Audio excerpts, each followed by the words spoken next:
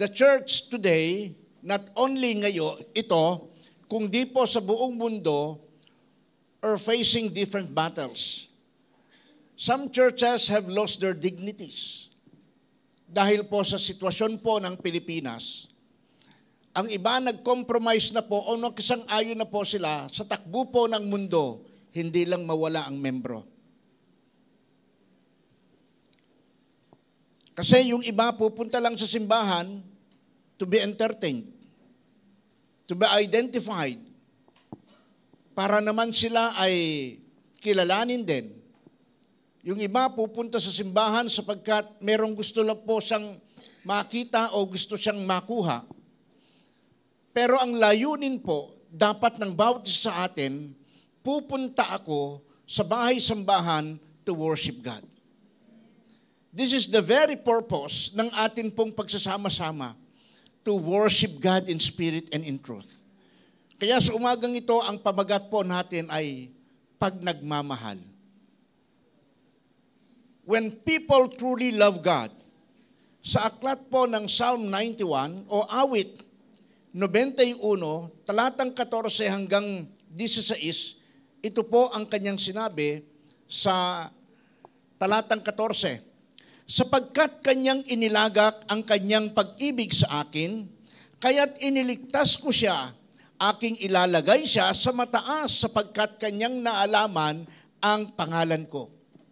Sa verse 15, siya'y tatawag sa akin at sasagutin ko siya.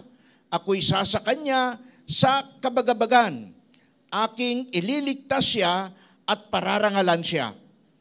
Sa 16, aking bubusugin siya ng mahabang buhay at ipakikilala ko sa kanya ang aking pagliligtas. Ang Diyos, mayroon po siyang favor o pabor sa mga nagmamahal po sa Kanya. Kahit sa mga magulang, minsan may mga bata na ito ay kinagigiliwan ng magulang. May mga anak na minsan hindi rin mapagkatiwalaan ng magulang. May mga anak na minsan kapag kasama ang magulang, tuwan-tuwa ang magulang. Si Lord ganun din. Kasi sa Bible, hindi lahat ng disciple ay laging nakahilig sa balikat ni Jesus. Kaya nga merong tinawag na disciple, John the Beloved. Pero lahat yan, mahal ni Lord. Yun nga lang minsan, di ba, si Lord walang favorite, pero may ka-vibes. Kasi iba po yung paborito, konsintador. Tama ba? Konsintidor. Pero yung ka-vibes mo, ka-vision mo. Yung ka-vibes mo, kaisa mo. Kaya nga nagkaroon ka ng best friend. Kasi ka-vibes mo yon. At dahil mabuti kang kaibigan, nagtutuwiran kayo. Nag-uusap kayo kung ano ang maganda, hindi lang sa ngayon, kundi sa hinaharap. So tignan po natin ito. Tugon ng mga nagmamahal sa Diyos. Lovers of God's response. No matter what happens inside of the house of worship, they won't leave the church kasi nagmamahal sila sa Diyos. Yung mga nagmamahal sa Diyos, anuman ang nangyayari sa loob ng iglesia, hindi na iisip ang aalis ako kasi hindi nang iiwan yan ng problema.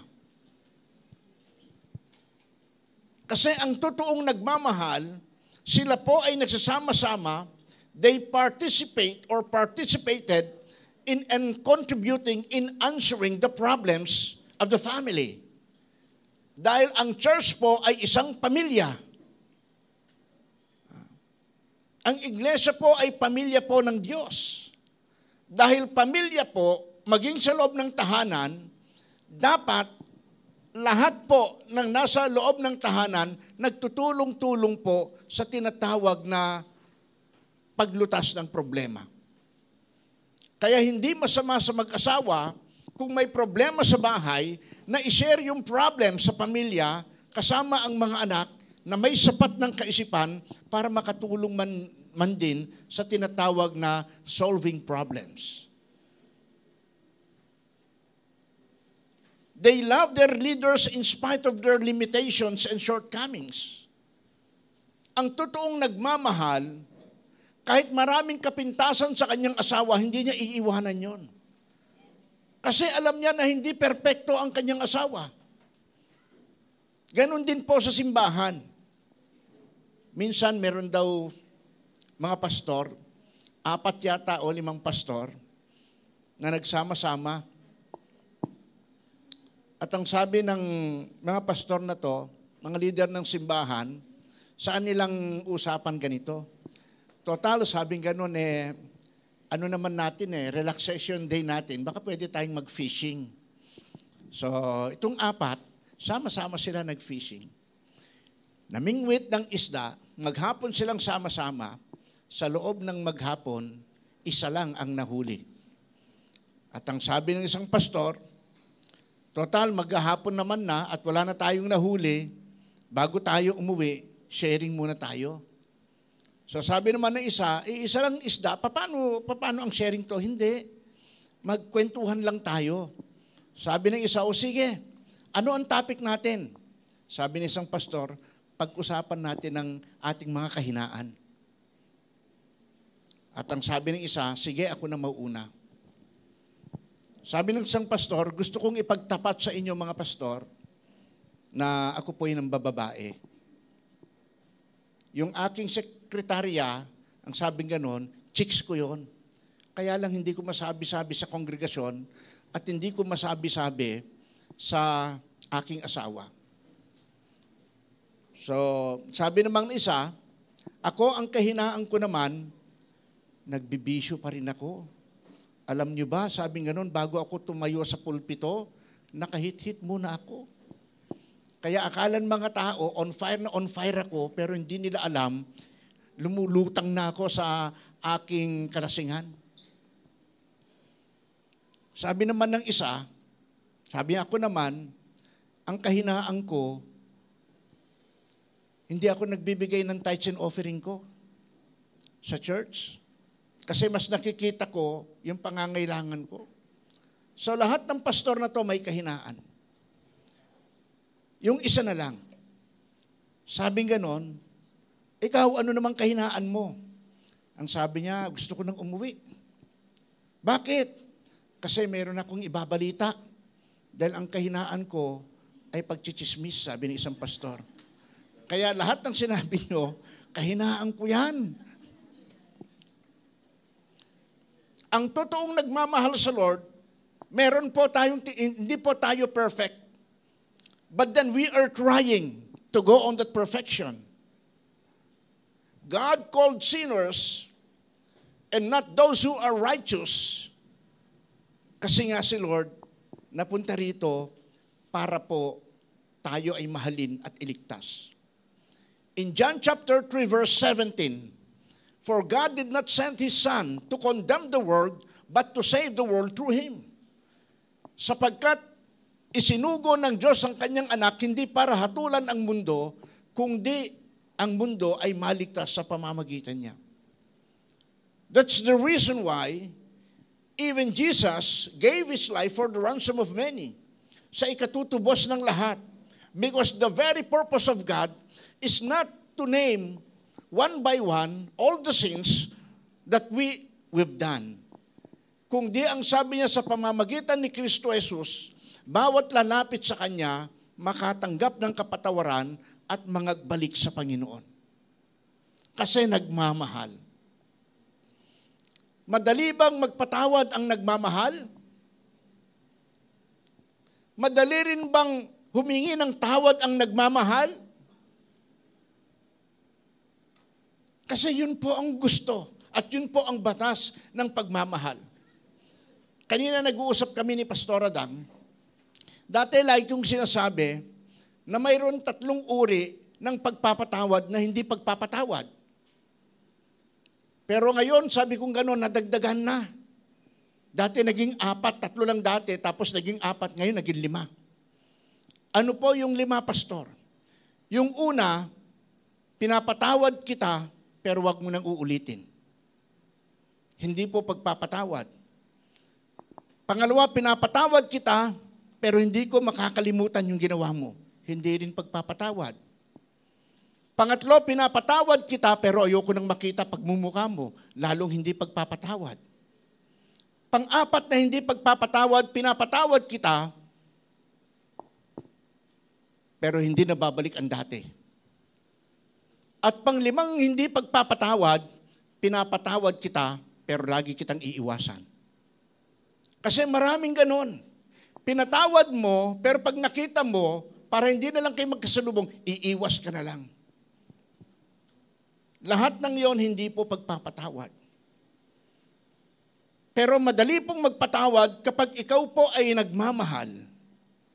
Kasi si Lord, dahil mahal niya tayo, ang sabi niya, come, let us reason together.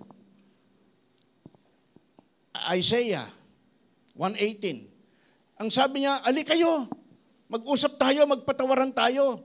Kahit gaano mang karumi ang iyong kasalanan, puputihan. Because nagmamahal si Lord. Nagmamahal ang Diyos.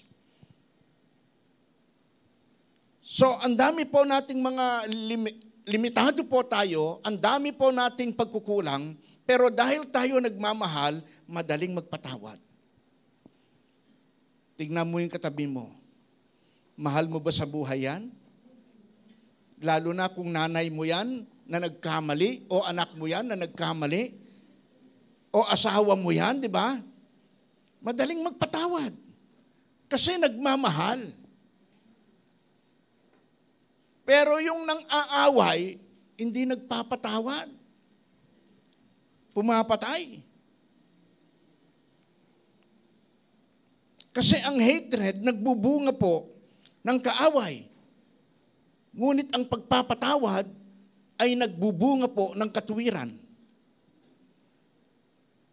So itong mga taong ito na nagmamahal sa Diyos, they will love to share not only their means and properties for the house of worship, but to share and spread the good news of the gospel of Christ, and the kingdom of God. Yung nagmamahal sa Diyos, kahit mahirap sa Kanya, na maghayag ng salita ng Diyos dahil minsan may problema, pero nagmamahal, mag-share ng word. Napansin ko, nung kami po ay nasa Pasay pa, kung meron mang pinakamaingay sa loob ng jeep, dahil doon po sa malapit sa City Hall ng Pasay, meron pong eskwelahan po doon para po sa bingi at para po sa mga pipi. Sa Batanggenyo, ang tawag nila para sa mga apaw. Kapag yung magkaka-classmate na yon sumakay sa jeep at nandoon ka, mabibingyan ka sa ingay nila. Kasi nga, siyempre, mga bingi, kaya pag nagsalita, ang lalakas. Dahil nag-aaral sila ng puro sign language, merong kasamang sound yun. Ganun yung ano nila. Ang iingay. Minsan nagtatawanan kami. Pero sila, habang nagkukwentuhan, natatawa rin sila sa isa't isa. Walang nag-aaway. Dahil iisa ang damdamin, iisa ang puso. Sa loob ng simbahan, marami rin ganon. Marami rin disgusto sa isa't isa. Pero kapag nagmamahal ka sa Diyos, ang daling magpatawad ng kapwa. Kaya yung iba nagsasabi na mahal ko si Lord pero nangiiwan ng simbahan dahil may kagalit. Hindi. Bakit? Iba ba ang Diyos dito sa Diyos na pupuntahan mo? Pero nasabi ko nung Sunday, there's a big difference between the God of the mind and the God of the Bible. Kasi ang God of the mind, dinidiktahan mo ang Diyos sa gusto mong mangyari sa buhay mo. Binibigyan mo si Lord ng taning. Lord, sa ganito, kailangan ko ito, dapat tumugong ka kasi naglilingkod ako sa iyo. Pero the God of the Bible, Lord, I put my trust in you. Sabi ko, nung nandun kami sa Antipolo, nagsikap po kami na doon na matulog. Kasi po, ang lakas ng ulan, that was Wednesday night. alas 9 hanggang alas 10 ng gabi, ikot-ikot kami, naghahanap po kami ng matutulugan. Pero wala po kaming matulugan. Kasama po si Bishop, si Pastor Tim at saka si Ate Winnie, tapos dalawa kami ni Pastor Adam. So sabi ni Bishop, huwag muna kayong umuwi ng Cavite kasi delikado. Lalo na, ang dala mong sasakyan ay kuting. Sabi niya, ang dala mo sasakyan ay si kuting. Sabi niya, kasi maliit lang naman. No? Baka lumubog kayo lalo. Sabi niya, no? So, submission to my bishop, sabi ko, sige po, sama-sama po tayo. Maya-maya nag-warning. Red alert na po ang Taytay, Rizal. Nandun po kami sa Antipolo. So iniisip po namin ano na ang sitwasyon. Wala na pong matutulugan. Then ang sabi ni Bishop, uwi tayo. Sabi ni Ate Winnie, saan? Doon sa bahay natin. Paano yung sitwasyon? Sabi ni Bishop, sa Diyos tayo magtiwala kasi sa Diyos tayo naglilingkod. Ang faith ko, makakauwi tayo. Kasi si Ipoy at si Din, nakasama namin sa Antipolo, umuwi, nakarating ng Naik. Nakauwi sila. Pero kami nandun, sabi ni Bishop, nakauwi sila, walang dahilan, di tayo makauwi. Sa kalalagayan ni Din na buntis, mas lalong delikado. Sa atin, wala namang buntis. Pero, let faith arise. Umuwi po kami. Alam niyo po ang Parañaque, sa mga nagdaang panahon po, lumulubog po yun.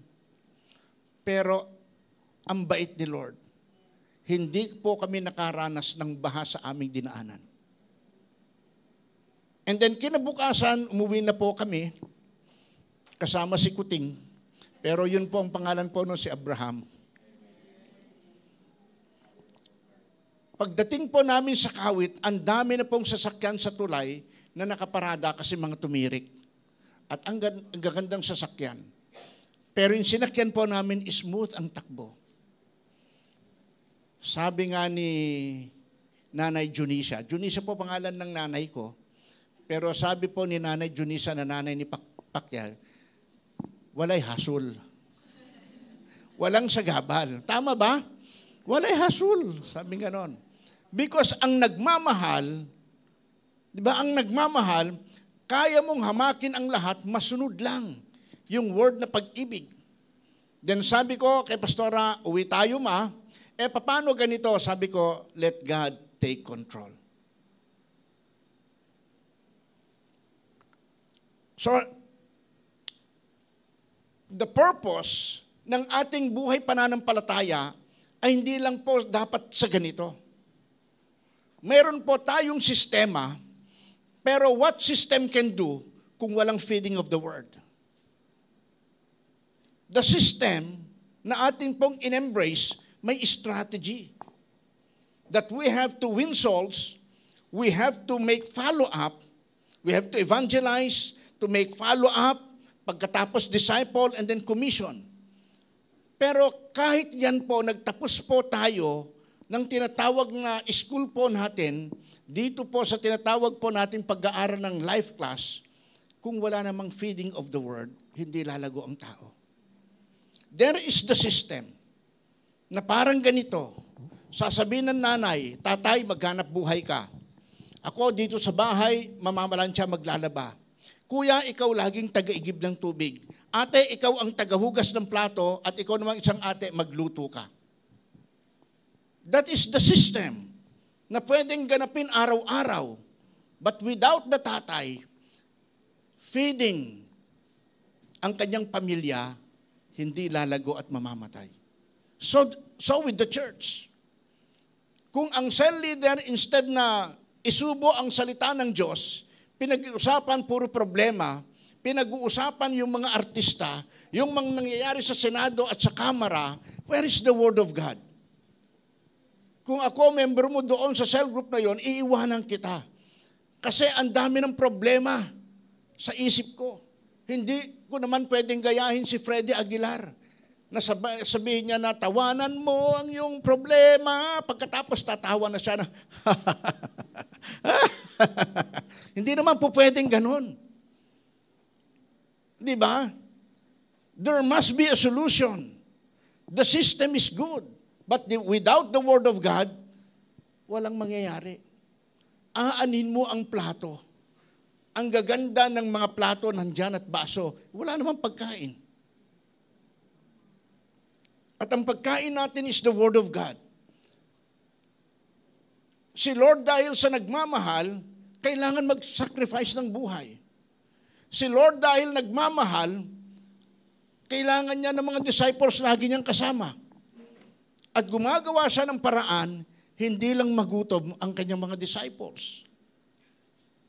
At kahit may problema sa lipunan, pero punta ka sa laot, manghuli ka ng isda, yung unang huli mo, kunin mo sa bibig nun ang coin para ibayad mo sa buwis natin. Kasi ang nagmamahal, they make solutions. Ang hindi nagmamahal, nangiiwan. At kapag nang iwan yan, may sasabihin pa yan. Mula nung umalis ako sa inyo, umasenso ako. Hindi po ganun. Kaya ka umalis dahil umasenso ka. Hindi yung kung kailan ka umalis, saka ka umasenso. Gets ba niyo yung point ko? Maraming sasabi, ako mula nung umalis ako dyan, umasenso ako. It's not. Kaya ka umalis dahil umasenso ka na. And the Bible was telling, they will flourish in the house of God. Yung mga taong nagmamahal sa Diyos, lumalago. Psalms chapter 92 verse 13 and 14. Anong sabi ron? Those that be planted in the house of the Lord shall flourish in the courts of our God. They shall still bring forth fruit in old age. They shall be fat and flourishing. Kailan naging ama ng maraming bansa at maraming nasyon si Abraham? When Abraham was in the age of 100, pinangakuan siya at the age of 75.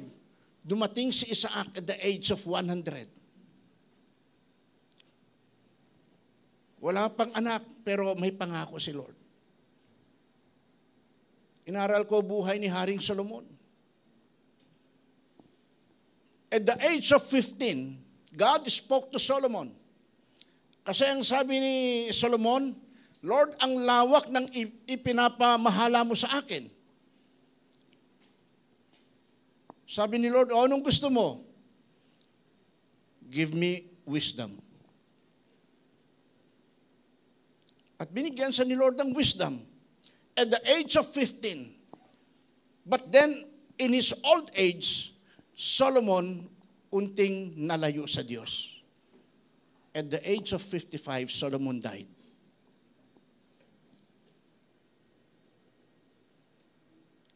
Sa kabila ng marami siyang dunong, maraming alam, millions of species ng mga halaman, siya ang nagbigay ng pangalan. But then he died at the age of 55. Hindi siya nakaabot ng senior. Ang pagiging senior citizen. Although, sa developmental psychology, at the age of 50, old age ka na. Pero dito, at the age, in their old age, they will still be bearing fruit. Kahit may edad ka na, kapag nagmamahal ka sa Diyos, mamumunga at mamumunga ka. Kasi nagmamahal ka sa Diyos. Hindi alintana ang ating edad para ho sa pagpapagamit natin sa Panginoon. At ang sabi ng Bible, they will flourish to where they have been planted. Kung saan ka nakatanim, kung saan yung pamilya, kung saan naroon yung sama-samang pagpupulong, doon ka lalago, doon ka mamumunga.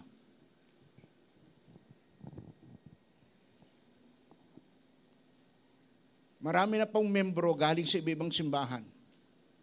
Kinausap po ako. Pastor, pwede po ako dyan na lang sa inyo magsimba.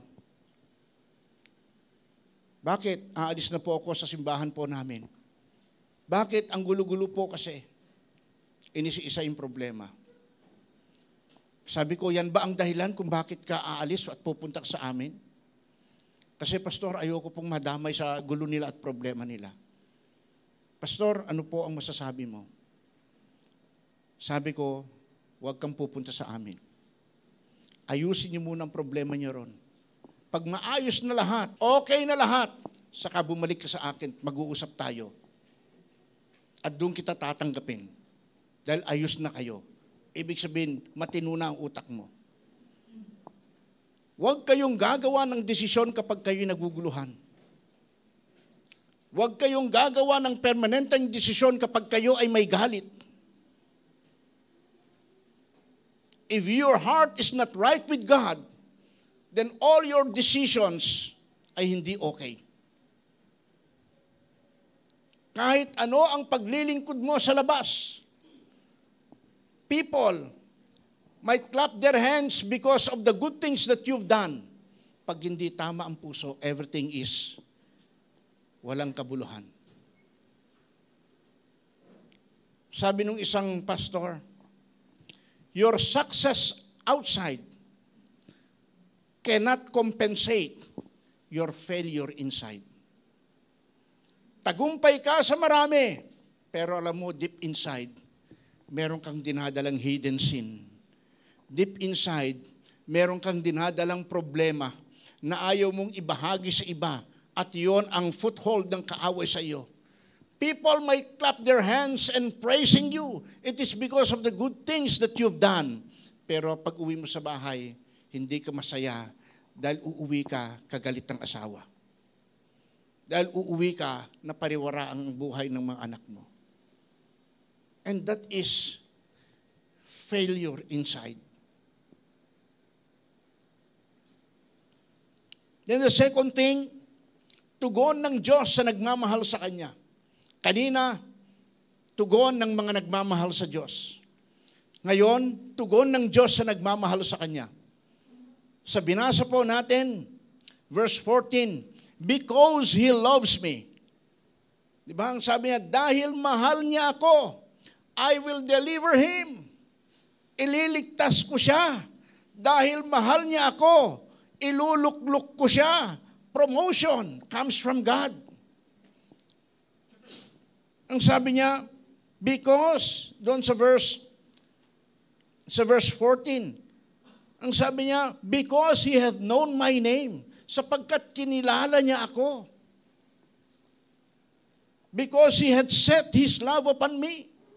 Dahil Kanyang itinuon ang Kanyang pag-ibig sa akin. Kaya nga akin siyang ililigtas. Akin siyang ilalagay sa mataas na luklukan. At dahil kinilala niya ako bilang Kanyang Panginoon. So si Lord, meron siyang favor sa mga nagmamahal sa Kanya. And the question is, how much do you love God? Kapag nirate natin, 1 to 5, yung pagmamahal mo ba sa Diyos, 1 lang ba siya? 2 lang ba siya? 3 lang ba siya? 4 lang ba siya? O 5 lang ba siya?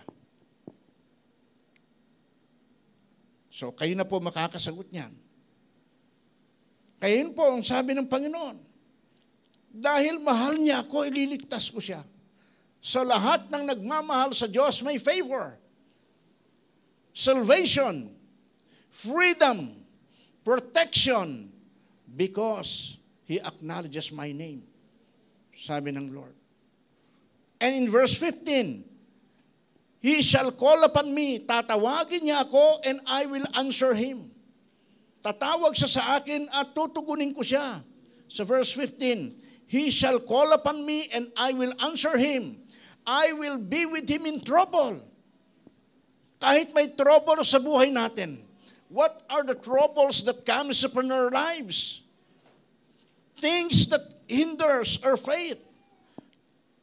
Everyday situation and daily things na that trouble us. Alam mo, kahit yung utang, natotrouble tayo dyan eh. Makita mo lang yung bill mo sa tubig, bakit ang taas? Troubled ka na eh. Makita mo lang yung bill mo sa ilaw, bakit ang taas? Pag nakita yung bill sa tubig, Angie!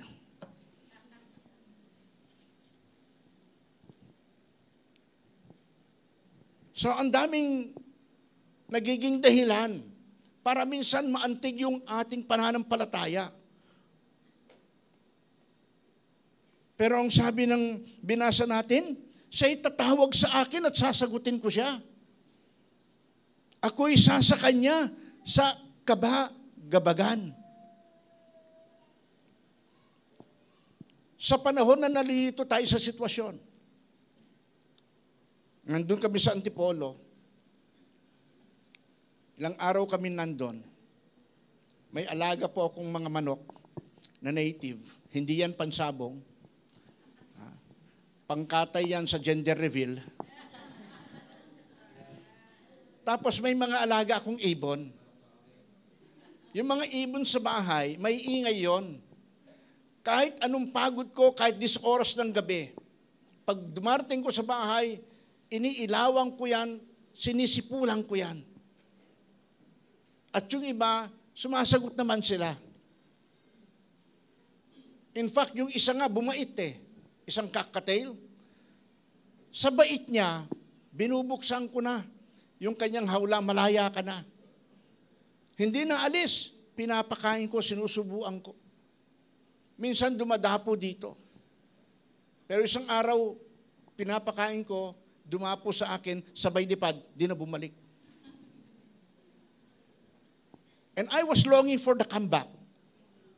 Pero dahil hindi siya bumalik, I prayed to God.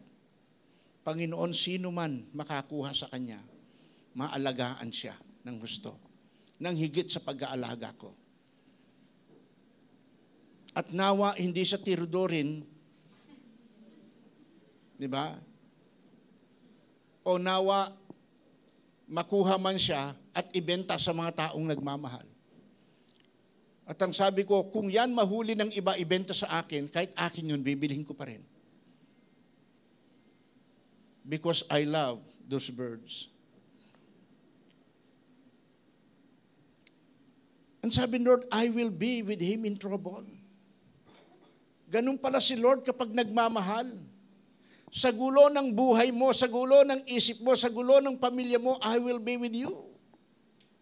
Si Lord, hindi mo lang siya kasama sa panahon na ikaw ay maayos. Sa panahon na nagugulo na ang kaisipan mo, sa panahon na ikaw ay ginugutay-gutay na ng sitwasyon, nandun si Lord. Isang araw, nagsishare kami ni Pastor Adang sa mga kinikilalang great people. Napunta kami doon kay Anton LaVey. Kilala niyo si Anton LaVey? Si Anton LaVey ay founder ng Church of Satan. Anton, A-N-T-O-N, LaVey, L-A-V-E-Y. Anton LaVey. Bago po siya namatay, ang sabi niya, oh my, what have I done? I have made a strong mistake. Sabi niya, ano bang nangyayari sa akin? Nakagawa ako ng isang napakalaking kamalian. Pero before he said that, bago siya mamatay, ang sabi niya, nagpasalamat siya sa mga magulang. Ang sabi niya to the parents, to the Christian parents, ang sabi niya, I thank you for allowing your children to worship Satan even once in a year. Sabi ko, tinignan ko naman kung bakit niya sinabi yon. Nasabi niya sa mga magulang ng mga mananampalataya, ang sabi niya, salamat sapagkat pinapayagan ninyo ang mga anak nyo na kahit isang beses sa loob ng 1 taon sinasamba si Satanas sa pamamagitan ng Halloween. Di ba? Nangangaluluwa. Tapos ang sabi, Happy Halloween. Mga bata, di ba? Humihingi ng anumang bagay na maibigay mo kasi tapos Happy Halloween, ang suot, mga suot ng kademonyuhan. Hindi natin alam yon, pero yun ang sabi ng founder ng Church of Satan. paghanong kaisipan. Si Jose Rizal, meron din sinabi kung bakit siya sinamba. Communtum isti, ang sabing ganon. Ibig sabihin, it is finished sa Latin. Kaya akala nila, si Kristo, siya si Rizal, o si Rizal, si Kristo, sa salitang it is finished. Si Charles Darwin, yung Origin of the Species, bago siya mamatay, sumulat si Lady Hope. Si Lady Hope ay isang nurse niya na ang sabi ni Charles Darwin, sa panahon ng aking kabataan, sumulat ako ng isang kasulatan na sa akin lang sana yon, pero minahal ng mga tao, niyakap ng mga tao, and they run away with it. Nung mabasa yon, kinuha nila at tumakbo na raw. Kasi nga, hindi alam ng mga tao yung mga tugon. Bakit may langit? Bakit mataas ang langit? Hindi alam ng tao ang tugon. Bakit may bituin? Sinong naglagay ng buwan? Hindi alam ng tao ang tugon. Tumugon lang ang mga tao na nung araw mababa ang araw. Tapos may mag-asawa na nagbabayo. At habang nagbabayo sila, tumatas ang langit kasi nauuntog. Nakalimutan nila na yung kanilang kwintas at yung kanilang paineta, ayan, at saka yung kanilang proselas, inisinabit sa langit. Tumatas, hindi nila maabot. Yun na ang mga naging bituin. Kaya iisa lang ang buwan kasi nga yun ang nag-iisang paineta. Tapos ang daming mga small dipper, big dipper, kasi nga yun na yung mga tasa na isinabit. At dahil sa pagmumura ng tao, pataas ang langit. Nung mabasa ng mga tao yung isinulat ni Charles Darwin, saan nagmula ang tao? So hindi naman masagot ng iba, sumulat si Charles Darwin na ang mga tao nagmula sa mga unggoy. Pakatingin ng katabi mo. Naniniwala ka ba na yan mula sa unggoy? Di ba? Kasi nga, lahat ng nanganganak ngayon na tao, tao pa rin. Ang mga unggoy, pag nanganganak, unggoy pa rin. So there was the missing link. Merong tinatawag na sa pagitan ng unggoy at saka mga tao, hindi masagot ni Charles Darwin. Kasi bakit ang mga tao? Pag nag-asawa, ang anak, tao pa rin. Pero bakit ang unggoy pag nag-asawa, ang anak, unggoy pa rin? Saan na ngayon nagmula ang tao? So dahil hindi masagot even Charles Darwin, kaya doon, sabi ng iba, the missing link. And sabi ni Charles Darwin, niyakap ng mga tao na yung sinabi ko na ang lahat nagsimula sa tinatawag na napakalaking meteor. At sa pag-ikot ng napakalaking meteor na yon, yung nagtalsikan na bahagi nun naging bundok. Yung iba naging living things. Yung iba naging mga hayop. Ganun ang paliwanag. Pero dito, malinaw na sinabi ni Lord, lahat ng nagmamahal may pabor kay God. I will be with him in trouble. Sa panahon na bagabag ang iyong puso at kaisipan, sa panahon na tuliro ka sa mga nangyayari sa kapaligiran, at maging po mismo sa inyong tahanan, ang sabi ng Lord, because you love me, and because I love you, I will be with you in trouble.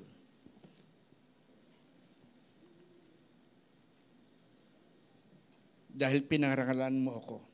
I will deliver him and honor him. Ililigtas ko siya at pararangalan ko siya. Di ba ang ganda ng sabi ng Lord? Ang sabi niya, he shall call unto me. Pag siya'y tumawag, sasagutin ko siya. Pag siya'y nababagabag, sasamahan ko siya. At pagkatapos, ililigtas ko siya at pararangalan ko siya. Hindi lang ililigtas ang iyong spiritual. Ililigtas niya ang iyong kabuuan. Because God loves you.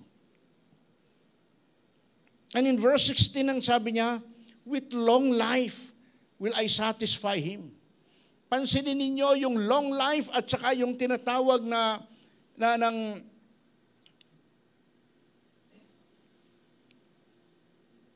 ng verse 14 ng Psalms 92. They shall still bring forth fruit in old age. and shall be fat and flourishing. Tapos sa verse 16, with long life. Natural, pag long, mahaba ang buhay mo, nagkakaedad ka. But God was telling that even in your old age, you will lack nothing. Na kahit sa panahon ng pagtanda mo, mamumunga ka, magiging sariwa ka pa, at bubusugin ka ng Panginoon. Kasi yun ang kanyang sabi, with long life will I satisfy him and show him my salvation. Di ba? Ang ganda ng kabuuan ng Psalm 91.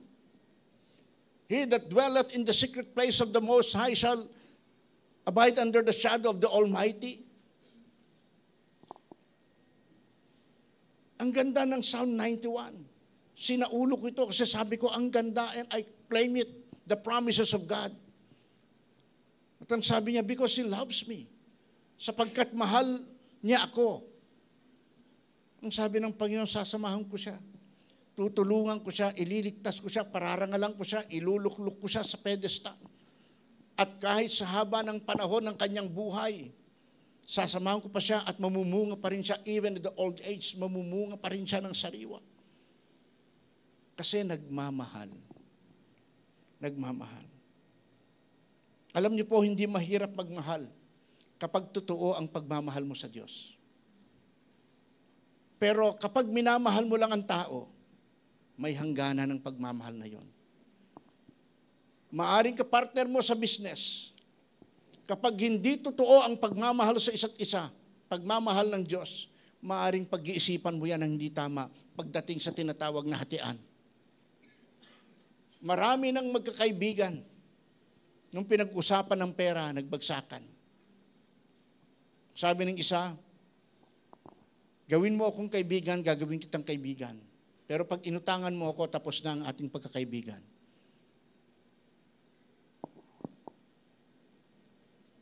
Kaya masarap sa buhay Kristiyano, wag na po tayong mag-utangan, magbigayan na lang tayo. Di ba? Kasi sabi ng Bible, di ba? Hindi na tayo, dahil ikaw ay itinakda, hindi ka na, kung di, dalawa lang yan. Manghingi ka o manghiram ka. So sa nagpahiram naman, huwag ka nang umasang bumalik. Di ba? Kaso ang hirap doon sa iba, pag hindi nakakabayad, sasabihin na nagpahiram, abuloy ko na lang yan. Biro mo. Di pa nga namamatay, pinatay mo na. Di ba? Hindi po dapat ganon. Kasi ang prayer natin, Lord, hindi siya makabayad. Dalangin ko, i-prosper mo kung ano man ang kanyang pagkakitaan. Kasi pagka yumaman yun, makakabayad yun. Eh hindi na nga makabayad sa'yo, susumpa mo pa. Diba, hindi na nga maibalik yung pera mo pagkatapos. Ipapatulfo kita, bukas makalawa, ibabalik mo sa akin ang pera. Diba? Ating pag-usapan at ating pagkasunduan upang di na umabot sa tulfuhan. Ayos lang tayo. Amen. Ang taong nagmamahal, hindi niya iiwanan ng problema kung meron man. Tatayuan niya ang problema together with the Lord. Amen. Mag-iisip yan, Pastor, may problema pala rito, paano po ako makakatulong?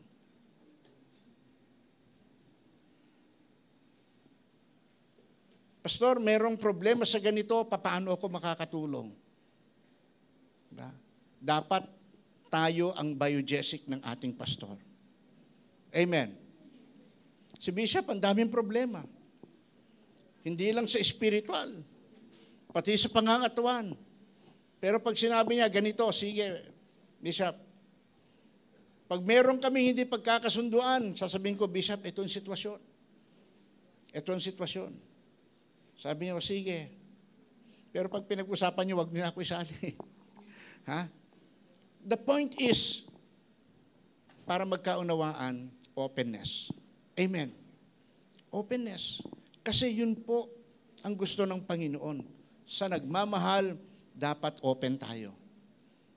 Kasi ang nagmamahal, ang role niyan ay hindi para i-condemn tayo o hatulan tayo. Ang nagmamahal, ang batas niyan, sana ko makakatulong sa iyo.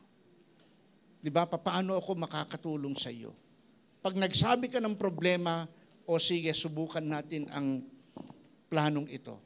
Kapag hindi nag-work out, o sige, hindi kita iwanan, sasamahan pa kita. Sabi ni Lord I will be with him in trouble. And I will deliver him. God allows trouble. Pinapahintulutan din ng Diyos ang kaguluhan. Pero ang sabi niya, nandun ako. Nagbagyo ba sa buhay din ninyo itong nagdaang bagyo? Binagyo rin ba bahay nyo? Di ba? Hindi sinabi ni Lord, dahil kayo, Kristiyano, wala nang bagyo. Di ba? Kasama. Kasama tayo sa bagyo. Pero pinabayaan ba tayo ni Lord? Hindi, di ba? Kasi may provision si Lord that I will be with you in the days of your kabagabagan. Di ba? Sa panahon ng ups and downs ng buhay mo, kasama mo ako. Because you love me, I will be with you in trouble. Because you call my name, I will answer you. And with long life will I satisfy you. And I will show you my salvation. Ipapakita ko sa iyo, mahaba na buhay mo, papakita ko pa sa iyo ang kaligtasan at bubusugin pa kita. Di ba ang sarap pagmahal ni Lord? Kaya sa taong nagmamahal, hindi mahirap ang magmahal. Sa taong nagmamahal, hindi mahirap magpatawad. Sa taong nagmamahal, walang issue na hindi po inaayos at hindi po ikinakalat kasi nagmamahal. They preserve the life of those minamahal nila. Amen. Hindi tayo katulad ng isang pastor na uwing-uwi na kasi ang kahinaan niya ay magmarites. Akala ko yun nandyan yun din nandito. Okay. Kasi biglang may nag-flash. Ano yung flash mo ron? Sino nag-flash nun? Ha? I-flash mo nga yung i-flash mo rito. Na picture.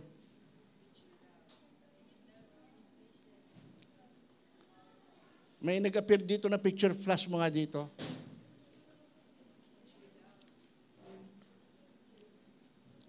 Kasi na, kanina, yan. I-flash mo nga dito. Sa taong nagmamahal, hindi mo kakikitaan niya ng kalungkutan. Amen. Nasaan ba? Nasaan? Yung picture doon. Ha? Hindi kaya? Hindi kaya?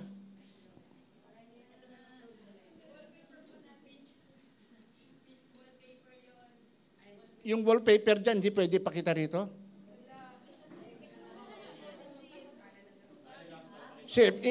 May dahilan. Why God allows it? Kung nagkamali kayo ng pindot, sige, tingnan natin. Kasi alam niyo po, lahat ng kamalian, okay. Bakit nawawala? Kasi alam niyo po,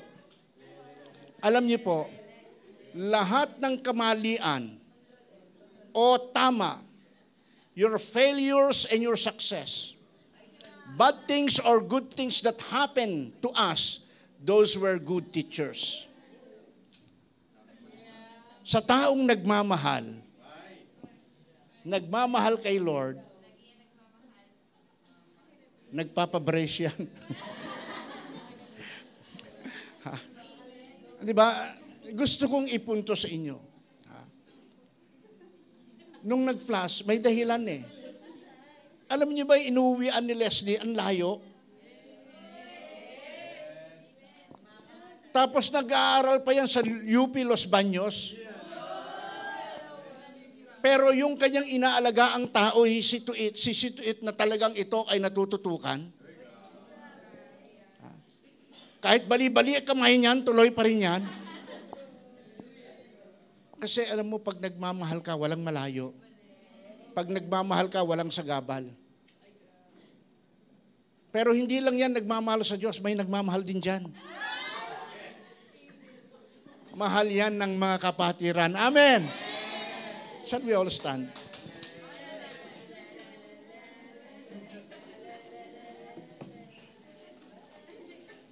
Tayong lahat ay tumayo.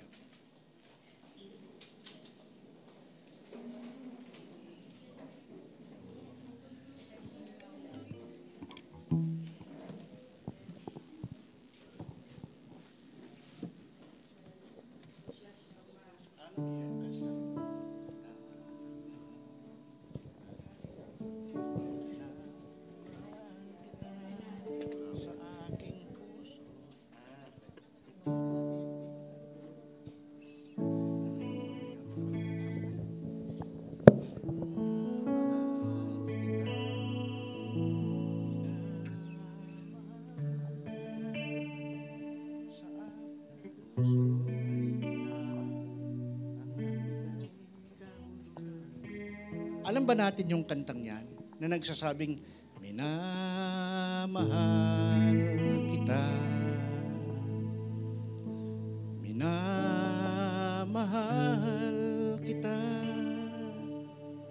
Ano? Sige, basta tugtugin mo. Ang nagbigay kahulugan, sige.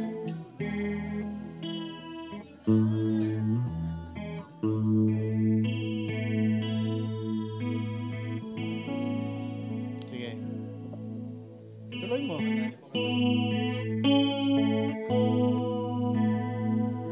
Mahal kita.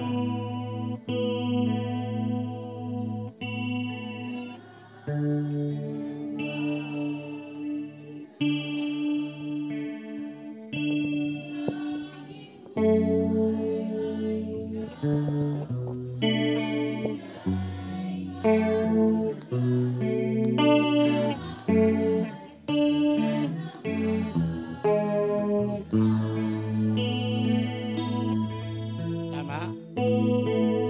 Check. Ulitin natin po ito.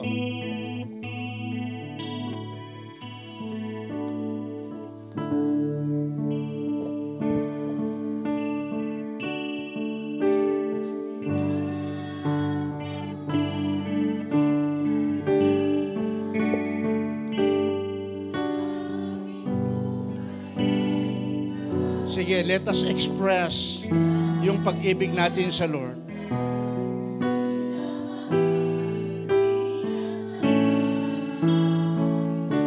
Habang inaawit ang kantang ito, may hamon po ako, may challenge po ako. Kung sa ating puso, sa mga nagdaang araw, may kinasamaan tayo ng loob, maaring hindi ibang tao, maaring ikaw mismo, kasi meron kang gustong mangyari na minsan ang sinisisi mo, sarili mo, dahil hindi mo nagawa yung gusto mong gawin. I want you to come and let us pray. Ha? Sige. Kasi alam niyo, ang salitang pagpapatawad, bunga ito ng pag-ibig. Mahirap magpatawad ng walang pagmamahal. Maaring lalabas lang sa nguso, pero hindi totoo sa puso, mahirapan ka. When we speak of love, ang kasunod po niyan, we speak of forgiveness. Paano, Pastor, ko patatawarin yung hindi ko na nakikita, pero pag naalala ko, nandito pa rin. I want you to come and let us pray. Let us release forgiveness to those people.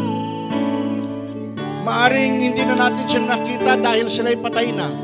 Pero dahil may kirot pa rin dyan sa puso mo, let us release forgiveness.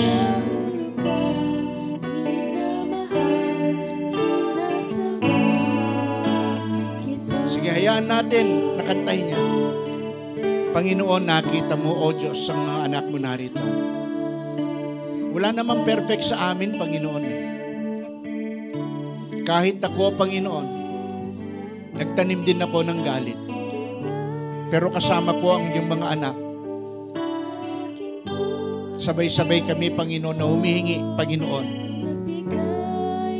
ng iyong biyaya. Idali niyo sa amin. Pag-ibig mula, Panginoon, sa inyo, na aming ma-release ang forgiveness sa mga nasaktan namin, sa mga nanakit din sa aming damdamin. Maaring may ginagawa kami, Panginoon, na hindi kaaya-aya sa iyo. Hirap kami, Panginoon, na pakawalan nito. Lord, nawa makita namin na hindi mo gusto ang mga yon at nadadaya lamang kami, Panginoon, sa pita ng aming laman. Patawarin mo kami, Panginoon. Kasi ang totoong nagmamahal, Panginoon, handang magsakripisyo para sa kaayos ng lahat. Kaya kung meron man po, Panginoon, kayong nakikita, taliwas sa aming mga buhay, hindi kaaya-aya, Panginoon, sa inyong paningin, at maging sa tingin ng marami, kahit sabihin pa ng iba na uso yan, kasi ang ibig sabihin ng uso, Panginoon, universal satanic operation. Nag-ooperate ang dyablo, Panginoon, at pinipilit na gawing tama ang mali.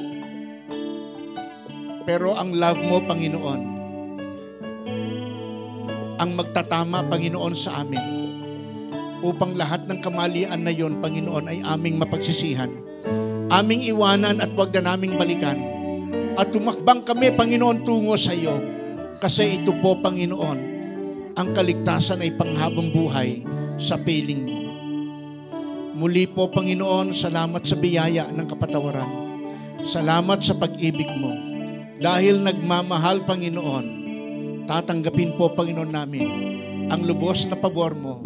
At dahil rin kami nagmamahal, tutugon po kami, Panginoon, sa iyong panawagan. Salamat po, Panginoon. Ikaw, O Diyos, ang kahulugan ng buhay. Ikaw po ang tugon ng buhay. At ikaw po, Panginoon, ang buhay. Kaya amin kang sinasamba, aming minamahal, sa pangalan ng aming Panginoon Jesucristo. Amen. Amen. Okay, makakaupo na po ang bawat.